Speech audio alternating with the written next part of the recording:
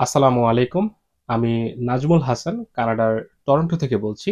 দর্শক, আজকে আমি আলোচনা করব কানাডায় কেউ যদি স্থায়ীভাবে বসবাসের উদ্দেশ্যে আসতে চায় অথবা জব করার উদ্দেশ্যে, তাহলে তাকে অবশ্যই সবার শুরুতে জানতে হবে তিনি বর্তমানে যেই জবটা করছেন সেটা কানাডার জবের কোন ক্যাটাগরিতে পড়ে। দর্শক, আজকের এই ভিডিওতে আমি কয়েকটি উপায় আপনাদের দেখাবো কিভাবে সঠিকভাবে আপনারা আপনাদের জবের এনওসি কোডটা বের করতে পারেন। এটার পুরো মিনিংটা হচ্ছে ন্যাশনাল অকুপেশনাল ক্লাসিফিকেশন, অর্থাৎ জাতীয় পেশাগত শ্রেণীবিন্যাস। এটা হচ্ছে জবের। আমরা এই যে দ্বিতীয় লিঙ্কটা আছে সেই লিঙ্কে যদি আমরা ক্লিক করি তাহলে দেখেন আমরা এই পেজে চলে যাব। এখানে কয়েকভাবে আপনারা এটা বের করতে পারেন। শুরুতে এখানে দেখেন, এখানে আপনি যে জবটা করেন সেটা কানাডাতে হোক অথবা বাংলাদেশে অথবা মিডল ইস্টে যে কোনো প্রান্তেই হোক, সেই জবের টাইটেলটা এখানে লিখবেন। আমি উদাহরণ হিসেবে টিচার লিখলাম। এখানে দেখেন একটা সার্চ বার আছে, আমি এখানে ক্লিক করব। তাহলে দেখেন যত ধরনের টিচিং প্রফেশনের জব আছে কানাডার জব মার্কেটে, সবগুলোই কিন্তু আমরা এখানে দেখতে পারতেছি।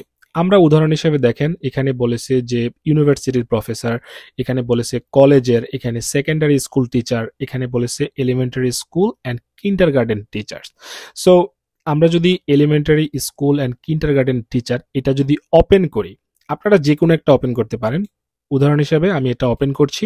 দেখেন এখানে এটার যে কোড, এনওসি কোড 41221। এখন আপনার সেম নামে সেম টাইটেলে জব নাও হতে পারে। আপনি যেটা করবেন, একটু নিচে আসবেন। এখানে এসে আপনি দেখবেন যে এখানে দেখেন সেম জব, এই যে elementary school and kindergarten teachers যারা, তারাই আবার এই যে এই টাইটেলেই জব করতে পারেন। যে কোনো একটা টাইটেল মিললেই হলো। সো এখানে দেখেন কিন্ডারগার্টেন টিচার, এখানে প্রাইমারি স্কুল টিচার। টাইটেলটা যদি ম্যাচ করে তাহলে প্রাথমিকভাবে আপনি ধরে নেবেন যে আপনার জবের যেই ক্যাটাগরি সেটা হচ্ছে এটা। সম্পূর্ণভাবে নিশ্চিত হওয়ার জন্য আপনি যেটা করবেন, একটু নিচে নামবেন। নিচে নেমে এই যে ডিউটিস যেটা আছে, এখানে দেখেন অনেকগুলো হচ্ছে আপনার ডেসক্রিপশন দেয়া আছে যে একজন যে এলিমেন্টারি টিচার বা হচ্ছে কিন্ডারগার্টেন টিচার তার কি ধরনের রেসপন্সিবিলিটিস আছে বা তার কাজগুলো আসলে কি। এখানে এই কাজগুলো আপনারা পড়বেন। পড়ে আপনি যেই টিচার হিসাবে কাজগুলো করেন প্রতিদিন, সেই কাজগুলোর সাথে এখানের যে ডেসক্রিপশনগুলো আছে সেগুলো কতটুকু ম্যাচ করে সেটা দেখবেন। একদম শতভাগ যে ম্যাচ করবে তা না।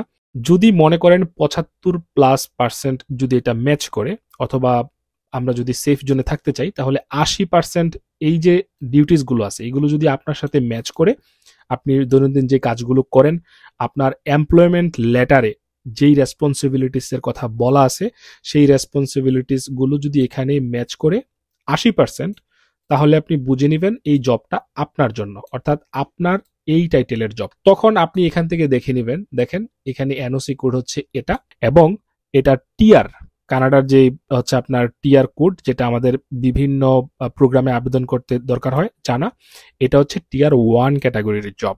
তাহলে এইভাবে আপনারা কিন্তু জেনে গেলেন যে আপনি কোন ক্যাটাগরিতে জব করছেন। আরো একটা অপশন আছে, এই যে ওয়েবসাইটে আমরা আসলাম, এসে এই যে দেখেন স্ট্রাকচার, এই স্ট্রাকচার অনুযায়ীও আমরা এখান থেকে সার্চ করতে পারবো। আমরা যদি এখানে ক্লিকটা করি, আমরা গেলাম, এখানে আমরা আমাদের জবের হচ্ছে এখানে সার্চ দিতে পারবো, অথবা এই যে ক্যাটাগরিগুলো আছে এগুলো আমরা দেখব, অনুমান করে দেখব যে আমাদের জবটা কোন ক্যাটাগরিতে পড়তে পারে। যেমন আপনি মনে করেন একটা টিচার, যেটা আমি একটু আগে দেখালাম, আপনি কি করবেন, এখানে এসে দেখবেন যে সিনিয়র ম্যানেজমেন্ট না, এটা আপনার অকুপেশন না। বিজনেস না, এটা আপনার না। এরপরে আপনি দেখবেন হেলথ অকুপেশন, আপনি স্বাস্থ্য খাতে কাজ করেন না। এই এডুকেশন একটা আমি এখানে মিল পেলাম। এখানে বলেছে যে sports, art, culture, sales and service occupation না। ট্রেড অকুপেশনে যারা আছেন এটা তাদের জন্য। এইভাবে সবগুলো চেক করে সবচেয়ে ক্লোজ যেটাকে মনে হয় অ্যাজ এ টিচার হিসেবে, এই যে দেখেন এডুকেশন এখানে আছে, আমি এইটাতে ক্লিক করলাম। এখানে ক্লিক করে এখানে দেখেন আরো 6টা আসছে। এর মধ্যে কোনটা সবচেয়ে কাছাকাছি যায়? একটা হচ্ছে managers in public administration in in education, এটা না। প্রফেশনাল অকুপেশন, এটা আমার কাছে একটু কাছাকাছি মনে হয়, বাকিগুলা মানে কাছাকাছি মনে হয় না। আপনারা সবগুলো চেক করে দেখবেন। সো এই যে professional occupations in law, education, social, community and government service, আমি এটাতে ক্লিক করলাম। এখানে ক্লিক করে দেখেন প্রফেশনাল অকুপেশনস ইন ল। আপনি যদি লয়ার হয়ে থাকেন তাহলে এটা professional occupations in education service, social and community service, government service. তো আমার কাছে এইটাকে সবচেয়ে কাছাকাছি মনে হয়। আমি এইটাতে যদি ক্লিক করি তাহলে দেখেন এখানে 3টা অপশন আসছে। একটা হচ্ছে university professors, post secondary assistants, একটা হচ্ছে কলেজের ইনস্ট্রাক্টর যারা আছেন, আরেকটা হচ্ছে secondary, elementary and kindergarten school teachers.